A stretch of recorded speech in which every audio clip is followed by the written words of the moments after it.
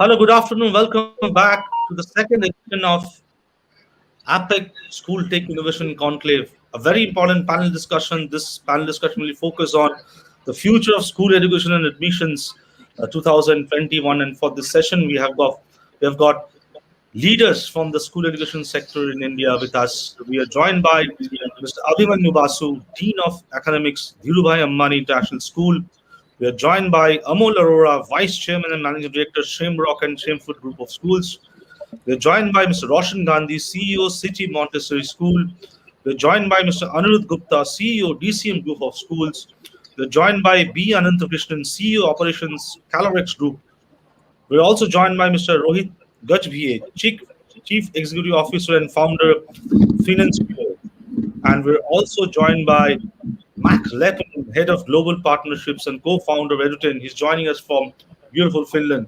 Thank you so much, all of you, for joining us today for a very important session of APEX School Education Tech Innovation Conclave. In the inaugural, we had a session on uh, how CBSE and National Institute for Open Schooling, there we got a perspective from there, how they're seeing the education system unfolding in the new world order. And for this session also, we'll have a very good insights and input from the leaders of the school education spectrum in India.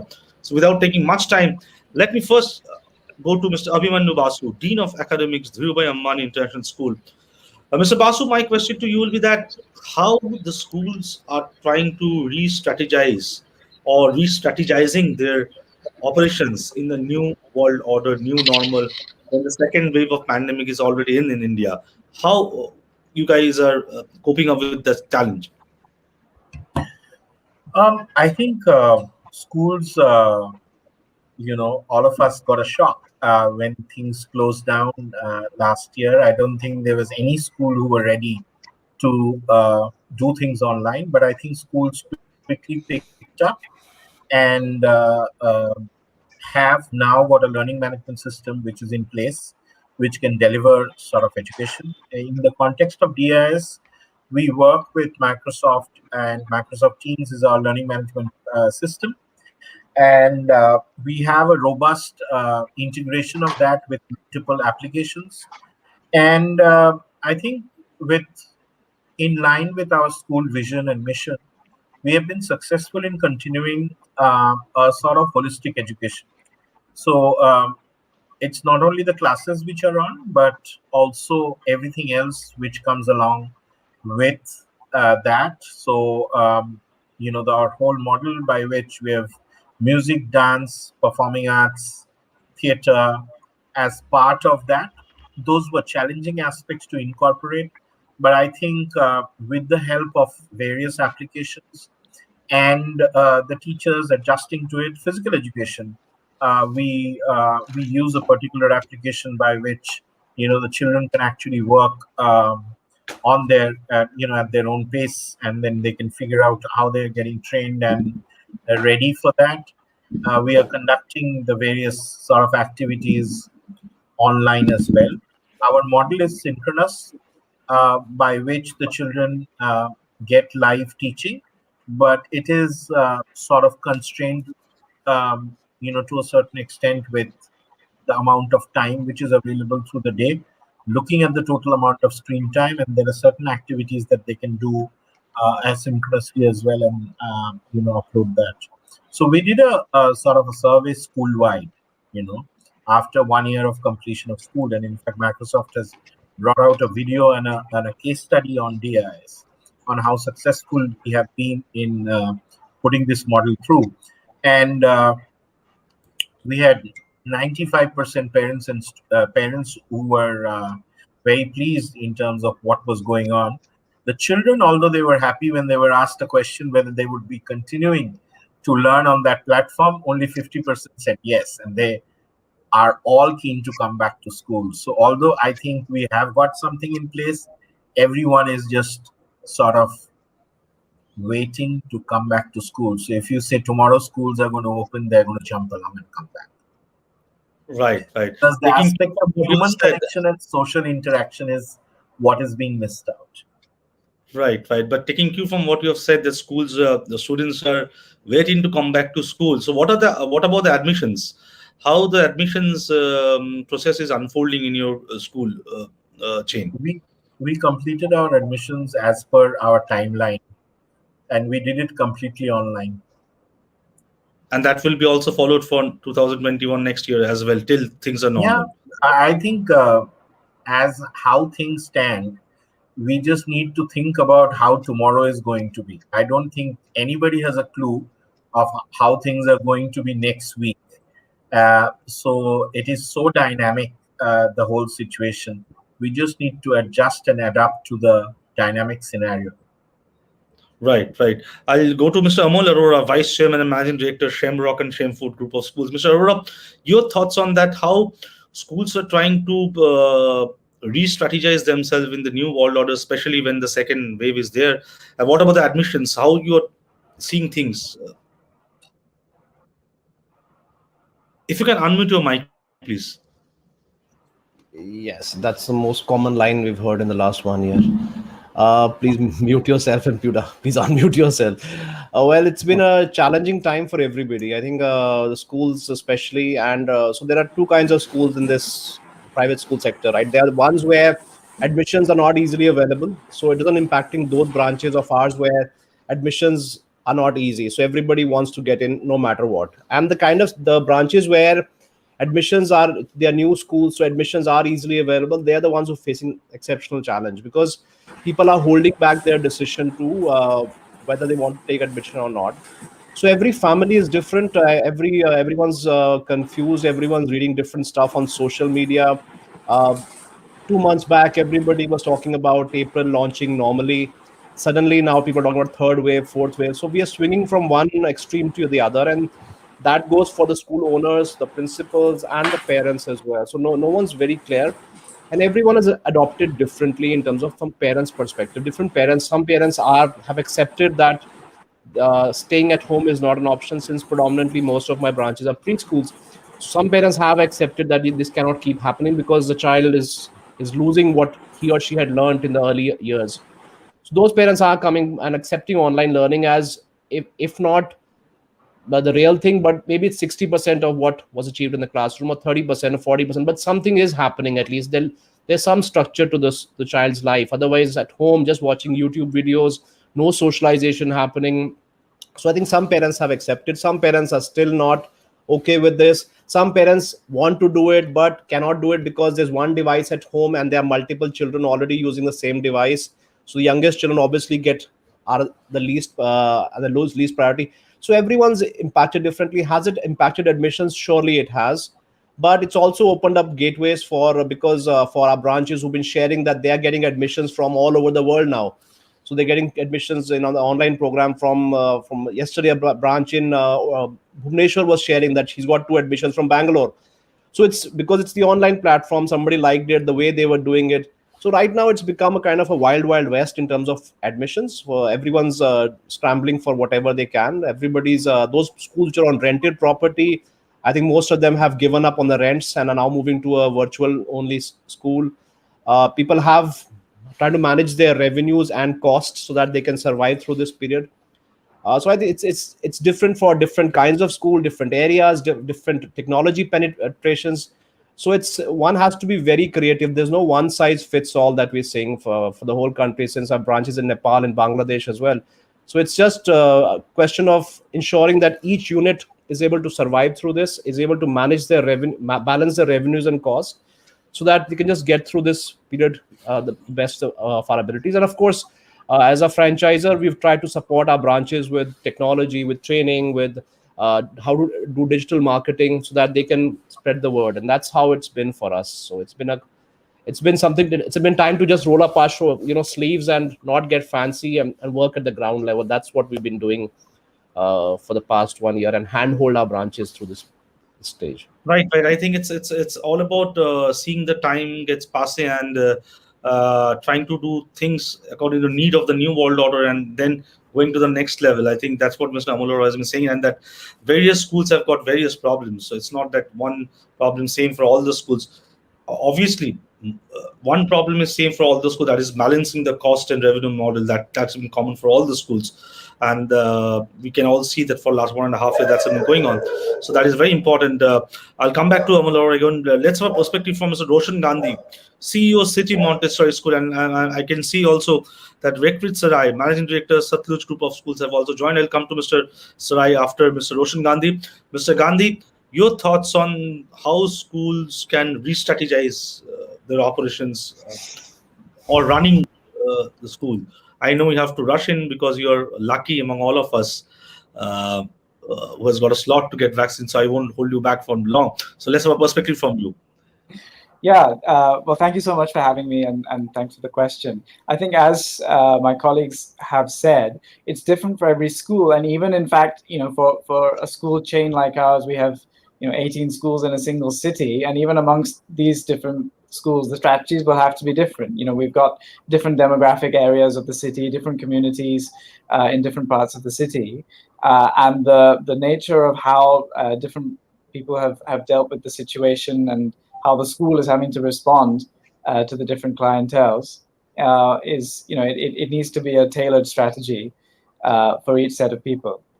We're trying to do whatever we can to, right now in the last month, to support actually providing information and just getting people through this crisis. There's been so much misinformation around that we've started certain campaigns around getting proper information to people, getting people vaccinated.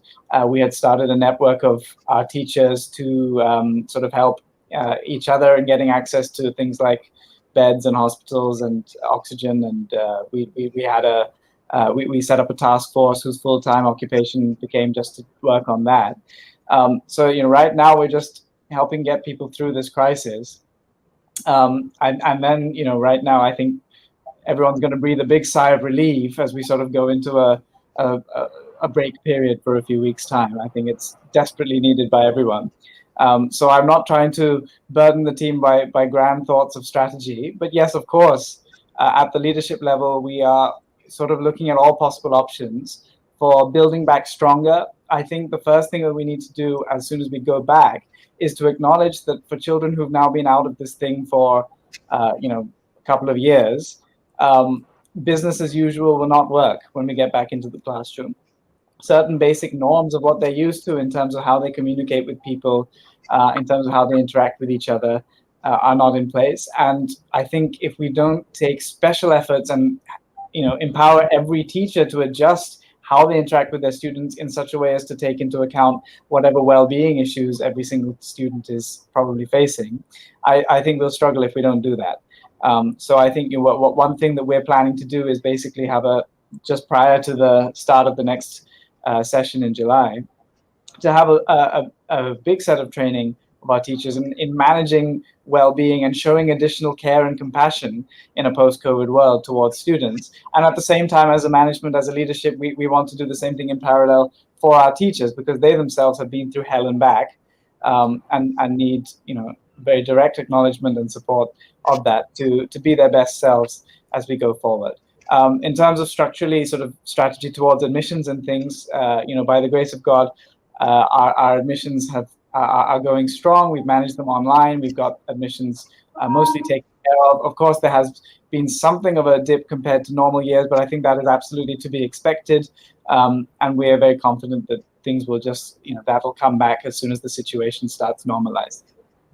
How difficult it is for you to convince, or your teachers to convince the young kids to be accustomed with this new normal, that is to online mode of education? How difficult it has been for your teachers? Teachers have, of course, it's been a challenge, but they've made it their business. It's not been about me or the management convincing the teachers to do that, right? The teachers have I think themselves understood that this is the need of the hour. They're intrinsically motivated, and they are wanting to do the best thing for their students, and they know that those students are going to fall behind academically. They're going to struggle with isolation issues if they're not fully engaged with their online classes. So the teachers have taken it upon themselves to be after each and every student, and they've done a remarkable job of doing that successfully. Right.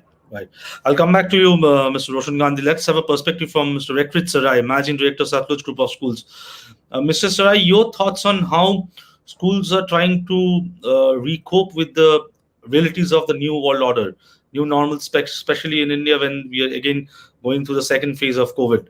Your thoughts on that, Mr. Serai? Are you with us? I think he was with us. Maybe he can some network issue. Mr. Serai, are you with us? Yes, we can see him now, I guess. Mr. Serai, can you hear us? Hello, yeah. Am I audible? But very low. Your audio is coming very low. A lot of glitches are coming. Some glitches in the audio as well. So I think we can get that fixed. In the meantime, let us move to Mr. Anirudh Gupta, CEO Decision Group of Schools. Mr. Gupta, your thoughts on this particular question on how we can how schools can re-strategize themselves in a new world order. Mr. Gupta, you can, yeah. Yeah, thank you, Samik. So I like to quote here Martin Luther King Jr., I think Mr. who said Gupta's that the camera is not working. I guess am I it's audible? frozen. You're audible, but your frame is frozen. I think, uh, yeah, we can see a still picture of Okay. you not moving. So, but if I'm audible, let's continue that. Okay, okay, sure, Fine. sure, sure. Yeah. So it is said that the ultimate measure of man is not where he stands in the moment of comfort and convenience, but where he stands at the time of challenge and controversy. Fine. So for all the educationists, edupreneurs across the spectrum, whether it's a budget school or the best schools, premium schools of India, most of the challenges are the same. Fine. So for us at DCM, being our platinum jubilee year, we are into our 75th year. First and foremost, the idea was to look into the academic restructuring. And since we have been, all of our schools are Microsoft certified schools, and we have been training the teachers how to handle technology under our program we started 5 years ago. So, luckily, it was not difficult for us to switch over to a virtual mode overnight. So, right from 1st April 2020, we started, providing virtual education, and the entire, academic planner, whatever was thought of for the last year was followed accordingly. And this year, over the period of last 12 months or so, lot of improvement and lot of changes have been done. And I'm happy to share that not only the academics, the assessments, the examinations, most of the events, activities, aimed for the mental well-being of the students, for the teachers, post-scholastic events, music, activities. So everything is happening, though in a virtual mode, but we've been able to not only successful in ensuring the learning continues unabated, but also to ensure that the children are productively engaged and we are able to take care of their well-being. So from academic restructuring to financial restructuring, so there were a lot of issues, since the capital inflow got squeezed, due to activism and a lot of, it's a over-regulated environment. So there were a lot of issues in terms of financial management, but somehow we've been able to, handle that also. And as a community, as a responsible organization with more than 7 decades of legacy, so we ventured into a lot of community outreach programs. So we started making face shields, masks, and a lot of things, in-house were manufactured, which were provided free of cost to the entire community. And we procured 3 ambulances, set up a COVID control room, provided dry ration and cooked meals to more than 4,000 families. So, in this environment where there's a lot of trust deficit between the schools and the society and the parents per se, so I think a lot of these initiatives, they went a long way in winning over the trust and confidence of the parents, and in carving out the image of an organization of not just being a school but a community organization, which thinks for the in the larger interest of the society. So all those initiatives, then whatever transport we have, we converted our buses into the class on wheels, and since we run a lot of schools in the border area which are in close proximity to Pakistan, so we use this class on wheels to reach out to those villages and those rural hinterland where the connectivity issues were there. Some of the students, they were not having the adequate gadgets, or the internet bandwidth was a challenge. So we chipped in our class on wheels and reach out to each and every child of ours and the community at large.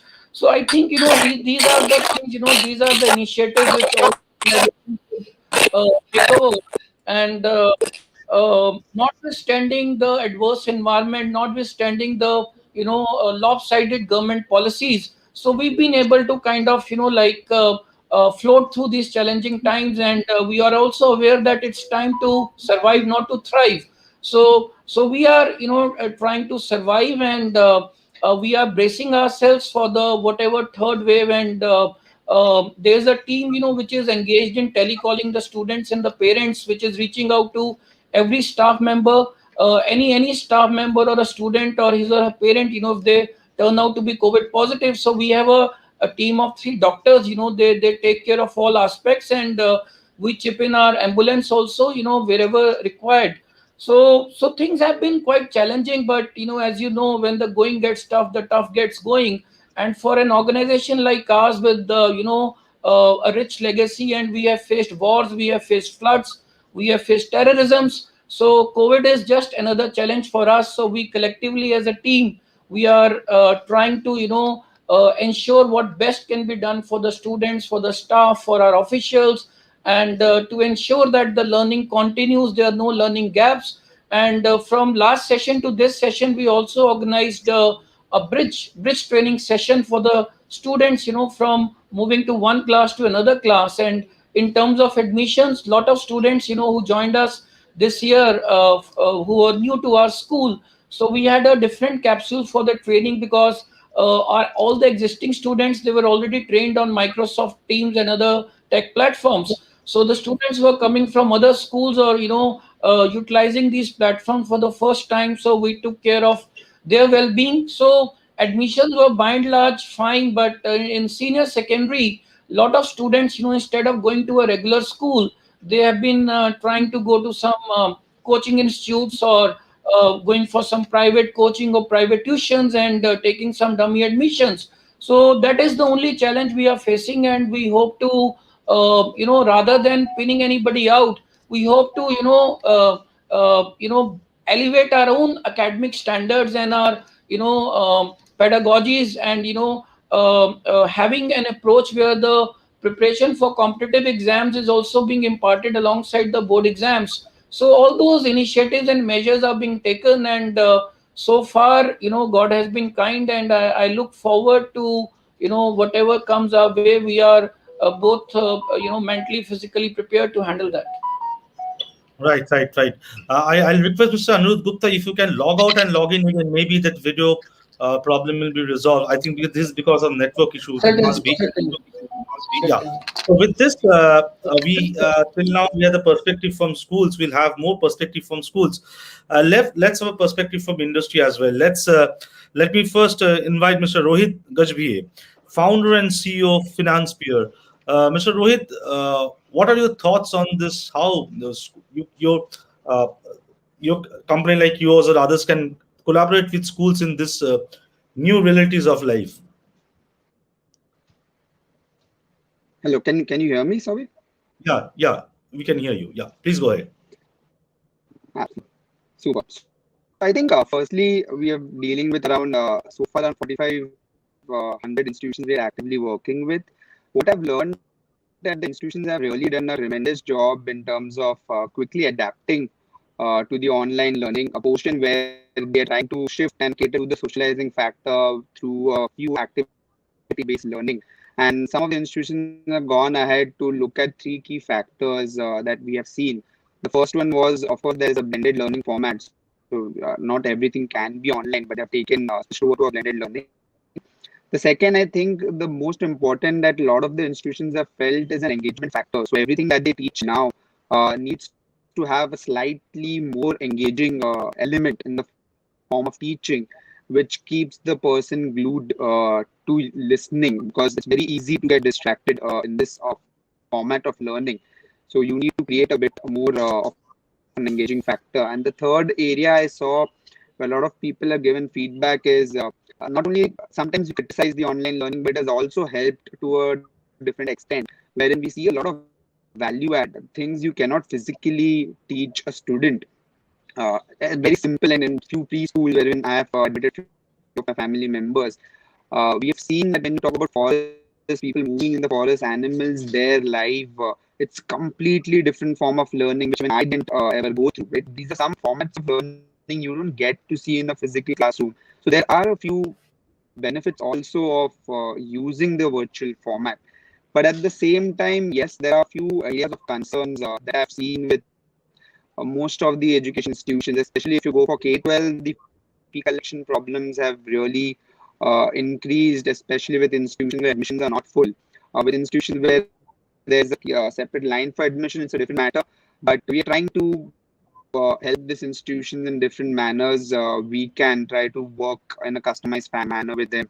Some of the areas we try to focus at the moment. First is how can we provide more to the parents so that they don't feel this factor that the school should further reduce the fees. They should not charge additional fee. Although the schools have reduced the transportation fees, parents do have expectation of further reduction in the fees. They don't understand. Sometimes it's not easy for them to understand that the skilling required by the teachers and other areas also has their own fee problems, right? So we are trying to come up with systems in a few institutions we have tested where we ourselves have started giving a lot of cashback and rewards to parents once they paid the fee, so that the schools still get their end fees and we just get it reverted back in the parents' wallet through different reward system that we have associated. So this way, the parents feel that they haven't paid the full fees. They are happy with the fact that they have literally paid 50 to 60% of the fees, and the schools are still getting the full fees. So we have come with a few cashback and reward systems to enable more parents to appreciate this format of learning and go ahead with the fee payment. That's one area that industry players like Financepeer has gone forward to do. Second area where we are working on is also in terms of device, making the devices affordable, because we do understand now that online learning, like even today, I'm struggling with few devices. I had to come back to the mobile phase, but learning every day on a mobile is difficult, and people do need either a laptop or a tab or other devices, and which has increased. So be it an Apple device or be it a Chromebook or a tab, we have made those affordable at a discounted level and in a very deep stretch EMI manner. So people can then go and purchase affordable devices as well to study. So that's one more area that we have gone ahead in terms of contributing. And in a recent way, we have another industry players too have started with free learning management systems in ERP. So people need not redevelop all the formats of digital learning. They can just use, because we have examination modules, assessment, online correction, even practice learning tools where it can adapt to the quotient of the student. So all of these digital facilities are now being provided at no cost. Additionally, we have seen in the recent, especially in this wave, which has been, I think, a lot more hurtful for all of us. There are a lot of students who have kind of lost their parents, or their parents are suffered or they're hit back by the COVID, and there is huge difficulty in supporting those kids. So we have started the initiative there. We have started giving grants to the student, and we are basically taking care of the education not only for that year but for remaining years in the same institution. So we are trying to support more and more families. You say it an adoption of a family, or you say it's a support, but we're trying our best to help as many families wherever we are partnered and a school is facing a problem with such parents.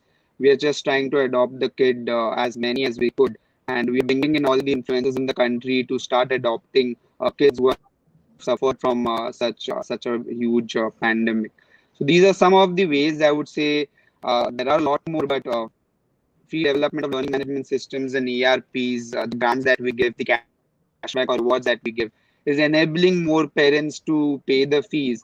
And for us, it's important that the schools do collect the fees. Otherwise, it's very difficult for teachers to keep running in such a stressful manner throughout the day. So we'll have to support that ecosystem, and players like us are trying now to our best in terms of supporting it. And we would also need help of the education institution owners themselves, if they can communicate in which way, and they can work with us in a customized manner, because we'll try to bring in funds in different formats for them. We specifically would need to understand what's the key area that we need to handle. Is it only grant structure, or is it reduction of fees which is a problem? Is it only a salary payment which is a problem? So if we are trying to work in a customized manner with different institutions and try and enable in such a way that we help the parents, but at the same time not be a burden on the education institution also. So I think these are some few of the ways where we have tried to contribute, and so far we have only reached 4,500 institutions where we are supporting, but we are trying to cross a big number by the end of the year.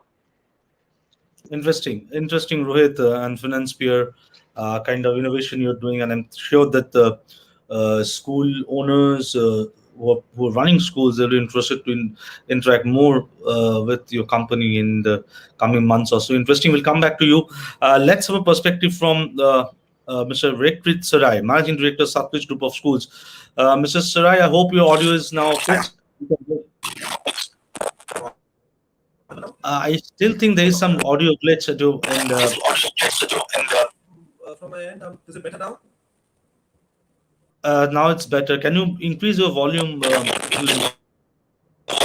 I am trying. I think this. Can you hear us? Can you hear me? Yes, I can. Okay, so you can go ahead because I think there's some audio coming. I don't know from where. So give your speech. Please go ahead. So I'm very happy to be a part of the panel, of course, first, and I've heard some amazing views from my panel, of course, over the last half hour or so, and I think it's a very difficult time for all. I think it's coming too. I think. Sorry to interrupt you. I think your voice is coming too low, isn't it? Or is it I think coming like to all of you? Right? Yeah, I think there's some problem. Log out and log in again with my device. That might help. Is it better now? Is it better now? So can you log in with your phone if you don't mind? Sorry, See, there's a glitch is coming. I'll try and join in once more. So I just leave and join again, right?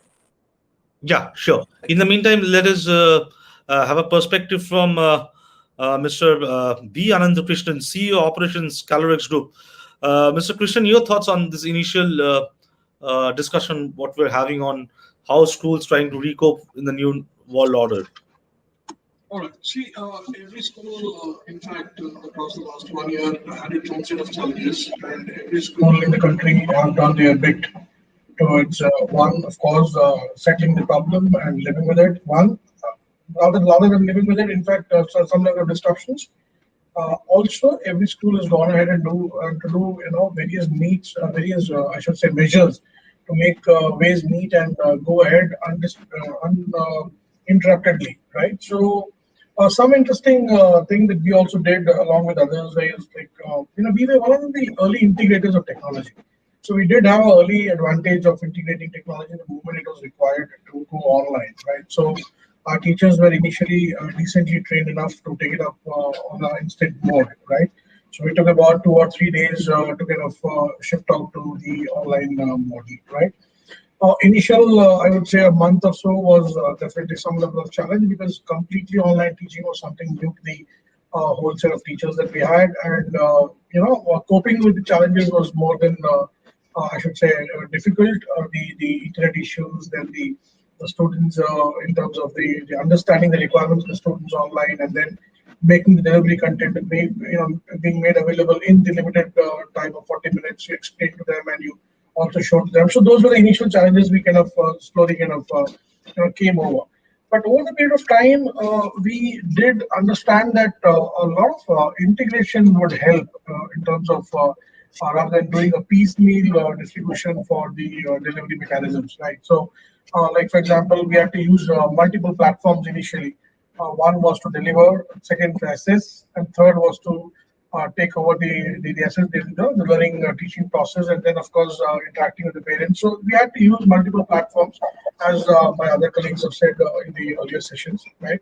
So we thought of integrating all this into one common platform. So that's why we kind of We were again one of the earlier introducers of ERP to the system, but we wanted a very robust ERP, like Mr. Basu said, and we started kind of getting some ERPs developed, for our own selves on a built-to-suit model, which would integrate LEP, LMS, and all those components so that seamless, the learning teaching process can happen simultaneously. So along with that, we also kind of felt the need of upskilling the teachers even more.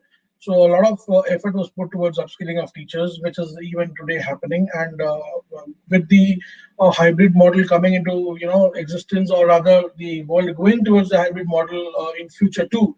So I think teacher upskilling exercises would be a major component in the coming times. So our teachers need to kind of be ready with the future challenges, right? So we have to really work towards that particular aspect. Then the mental and the physical health and the emotional balance of kids was one more aspect where we tried to do a lot of working, and we then understood that a lot is to be done in this area. So we would definitely, I think we as educators should all come together and understand the requirements of a proper synchronized development towards this aspect, right? Bonding with the students is it's an issue. Though we involve kids into a lot of peer-to-peer learning, but we still understand that when it comes to bonding, personal interpersonal issues, and socio-cultural skills and strengths.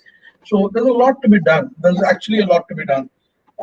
Technology can definitely do integrate, but then channelizing the child's energy in the proper way for the whole period of the child is at home has to be really looked into, right? What measures do you, whatever you do online, there still is a lot of gap in what is required at the child's level and what is provided at a organization's level, right? So each and every school is doing its best, but then nevertheless, it is not sufficing the current requirement.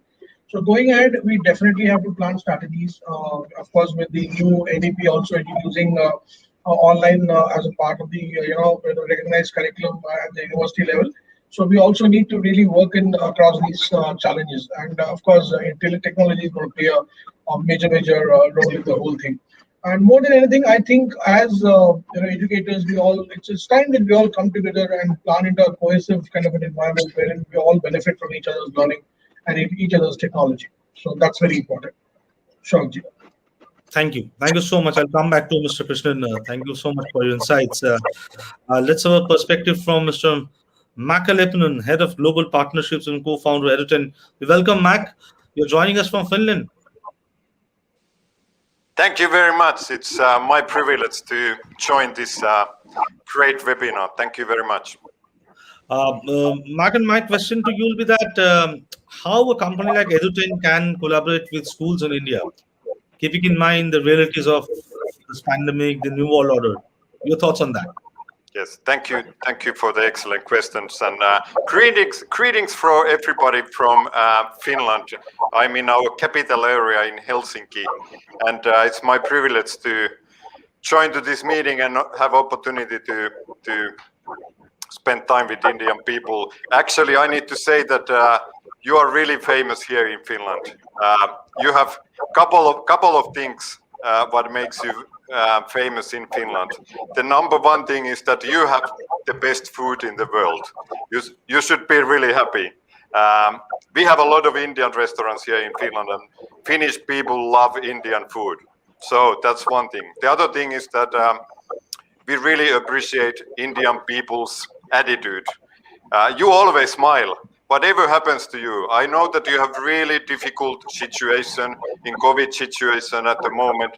We have a lot of news about your situation here in Finland. But the good thing is that you have that positive attitude that whatever comes to your head, problems, obstacles, challenges, you get over of them. You have this survival positive attitude.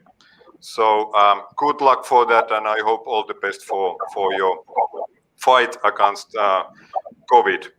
I have had opportunity to visit many times in India, and I have opportunity to collaborate with Indian schools. We were lucky here in Finland. We started to develop digital learning and hybrid learning model already 15 years ago. I come from university, one of the biggest universities here, globally ranked top 1 university, which is called University of Turku, Finland.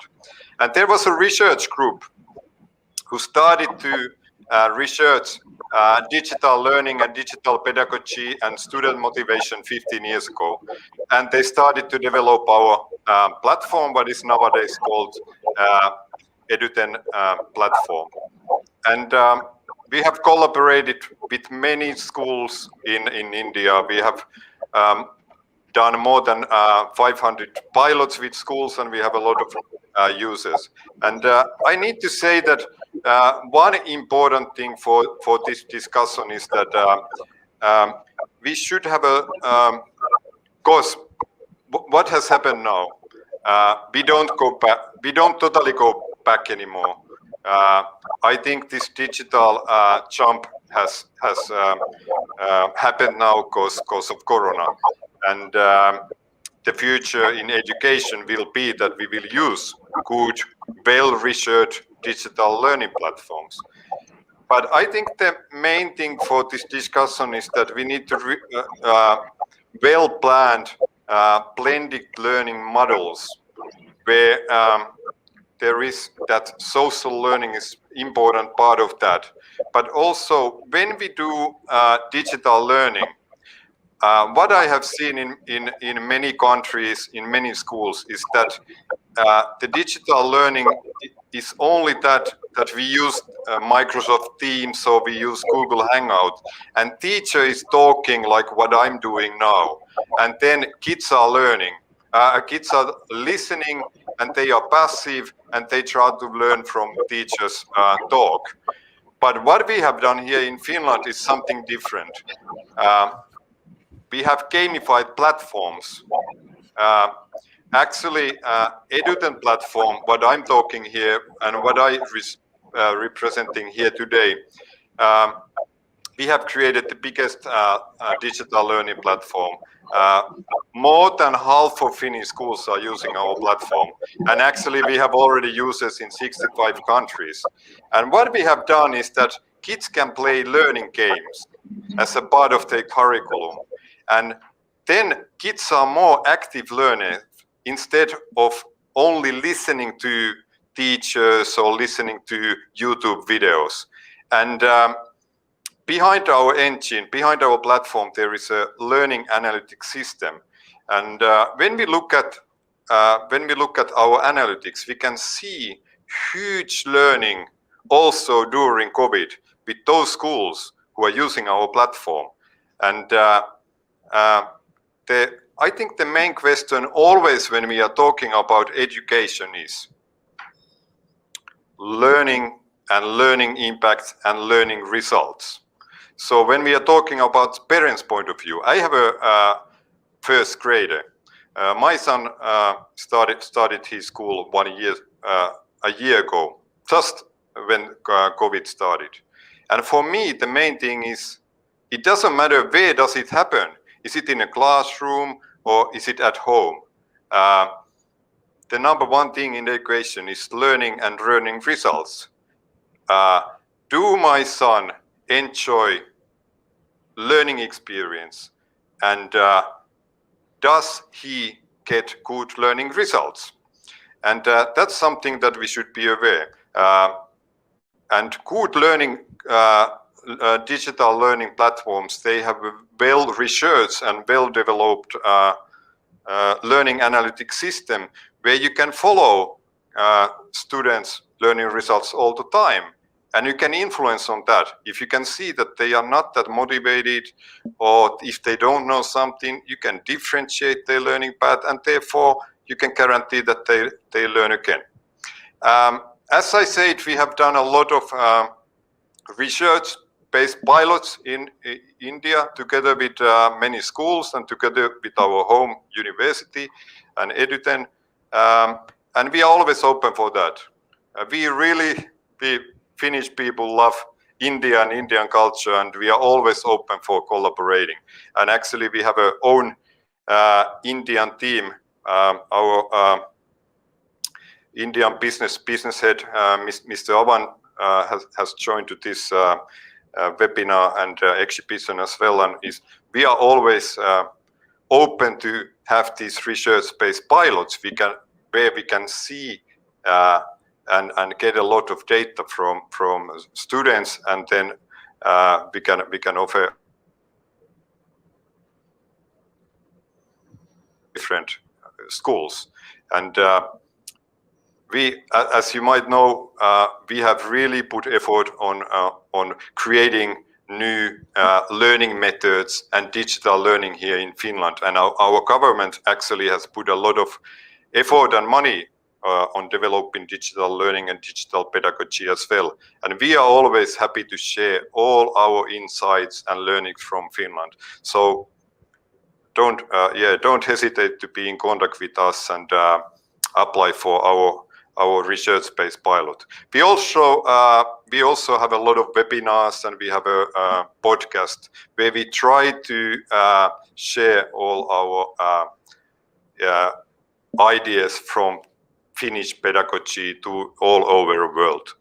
But what I have seen so far with our clients in India, with students and with students who have already stayed a year at home, they still learn.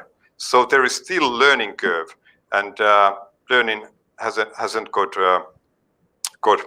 worse during the COVID situation. But it's all about how do you build this blended learning model, that there is good amount of online teaching, but also gamified platform usage where kids are having active role, that they are learning by themselves, not only being passive and listening to teachers. So this was my greetings from Finland to India, and thanks for letting me to have this opportunity to join from rainy Finland to sunny India today. Thank you so much, Makke, Leppanen, head of global partnerships and co-founder Eduten. It's rainy Finland, but let me tell you that in various parts of India, it's also raining heavily, especially in northern, the western part as well. So, and as you said, that there are a lot of which are popular in Finland of India. There are a lot of things of Finland which are also known to Indian people as well. That can be sports car racing driver and also some films and artists. So there are a lot of things where both things merge. So thank you so much, Mark. Hopefully I'll come back to you again if we have more time, because we have one more speaker to speak. There was some technical glitch. Let me have a perspective from Reekrit Serai, Managing Director of Schools. Mr. Serai, can you hear me? Absolutely. Thank you. And now I just hope I'm audible now. You're audible, but I think there's some problem with the video now. So yeah, but I think your video is getting halted. Something wrong. I think this is the tech world that we live in. And you can carry on. Yeah. Possibly, I thought that third time was the charm, but then third time lucky. But then I think you'll just be able to hear my voice. Anyhow, it's just a pleasure to be a part. It's a pleasure to be a part of the panel, of course. And I've heard everything that my panelists have shared over the last hour or so, and I particularly feel that they are very, very relevant points. In particular, we spoke about various aspects about the education industry, and plus the difficulties that we're going through during this COVID time. These difficulties, of course, we've gone through them over the last 1 year, and I don't think that they're going to end anytime soon. So I think that we'll just have to change and adapt. I think there is some huge network issue at his end. So yes, I think it got disconnected. So let me quickly have a perspective from the speakers again. Let me start with Mr. Abhimanyu Basu. Mr. Basu, are you with us?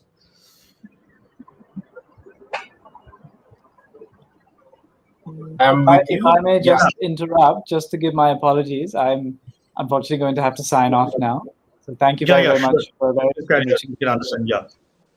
Pleasure to interact with you all. Thank you. Yeah, thank you so much. So let me quickly have a perspective from all the speakers. Mr. Basu, if I may come to you,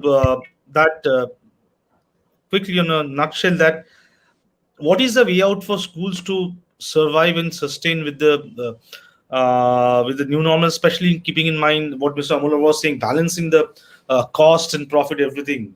How do you see I in feel coming that months? this virtual school scenario has thrown a lot of positives as well as negatives. The negatives are that we are unable to interact socially. We have understood the values of social interaction and the reasons for being in a school. And I think that's more and more coming profoundly across the world. Because there was a point where I'm sure we have heard this conversation in the education world, that do we at all need schools, or schools will be redundant in future. I think the scenario that children are away from their friends and away from their teachers only reestablishes the fact that we do not only go to school for learning. It's much more than that which happens in an institution. So that's one thing, that schools are here to stay. Second question is, there are certain practices which we have come along which are much, much stronger. I think every school has got a very strong learning management system that can continue. We are never going to need to stop school in case of disruptions, whether it's a rainy day, whether it's a political disturbance, whether it's X or Y, you can continue off and on. Parent teacher meetings, I don't foresee parent teacher meetings in the way that it used to be. We have found probably a much more effective way of doing things. Collaborative meetings between departments in the schools are going to be different. Digital portfolios, digital learning, the use of software, the power of technology, in which technology is an enabler in learning, not a driver in learning. So those are sort of points that I think every institution, because every school is different, every school needs to figure out what is best for them, what are the practices which are going to stay with them, and then what they need to inculcate and adapt in a scenario, because we are going to get back to school today or tomorrow, right? As we get back to school, we will be also in a scenario that we will be in a hybrid mode, which means that some parents will be not willing to send those children. So I think first thing that the schools need to do is to figure out how to get onto that hybrid mode, and also to continue the digital mode, the strengths of the digital mode of learning. Although there are breakout rooms, believe me, if you still put four kids together, they would like to do that. So we have had a lot of positives of the digital platform, and that's the reason most of the schools are able to continue. I think I was hearing that some schools are getting students who are not in that particular city. Maybe in the future we will have institutions who come with a digital school format, which will be completely digital, and we can possibly reach out to far greater number of students. But in-person school is going to continue. We need to figure out how we can strengthen them with leveraging technology, as we now have all got platforms which are going to make us more robust to learn on this sort of a scenario. Right. Mr. Amol Arora, your take on the future, quickly.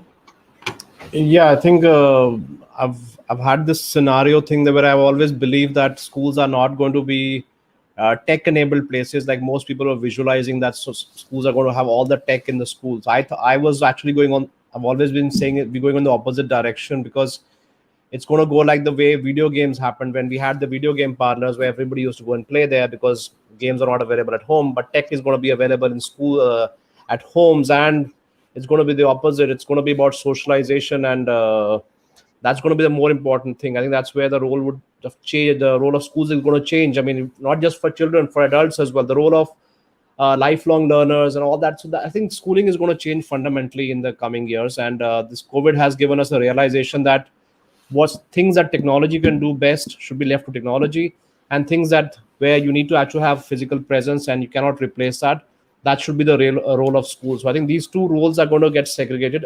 Earlier they were all mixed up. We never knew and we never tried anything different. The role of technology was always like the perennial bridesmaid. It was always the next big thing to come, and it never came.